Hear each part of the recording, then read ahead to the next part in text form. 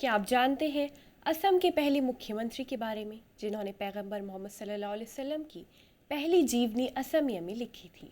जी हाँ, आज हम आपको उनके ही बारे में बताने जा रहे हैं। आदाब, आप देख रहे हैं आवाज़ वॉइस और मैं हूँ आपके साथ अमीना माजिद।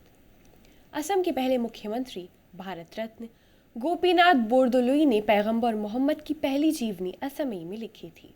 1942 में भारत छोड़ो आंदोलन के दौरान जब गोपीनाथ जेल में थे उस समय उन्होंने बच्चों के लिए कई जीवनियाँ लिखी। उनमें से एक का शीर्षक था हज़रत मोहम्मद। ऐतिहासिक रूप से असमिया में पैगंबर मोहम्मद की पहली जीवनी गोपीनाथ ने लिखी थी।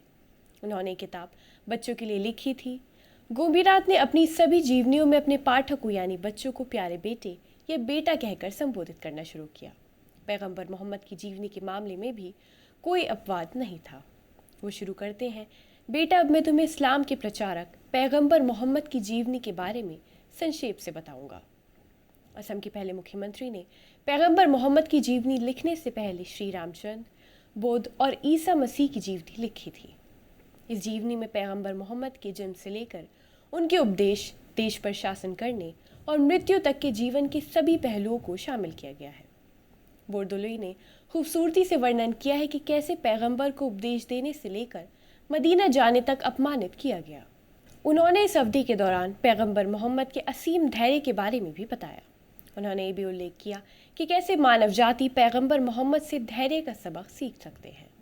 इसके अलावा उन्होंने अपनी किताब में लिखा है कि पैगंबर मोहम्मद ने कभी भी अपने दुश्मनों के खिलाफ कठोर लफ्ज़ों का इस्तेमाल नहीं किया। वो आगे लिखते हैं कि पैगंबर मोहम्मद कभी भी इन दुश्मनों से कठोर बात नहीं करते थे। उनके शासन में ज़बरदस्ती के लिए बिल्कुल भी जगह नहीं थी। उन्होंने बातचीत, समझौतों के ज़रिए से शासन किया। उनके यहाँ ज़बरदस्ती के लिए कोई जगह कभी नहीं थी। अगर आपको हमारी वीडियो पसंद आई हो तो हमारी हौसला अफजाई के लिए चैनल को सब्सक्राइब करना न भूलें।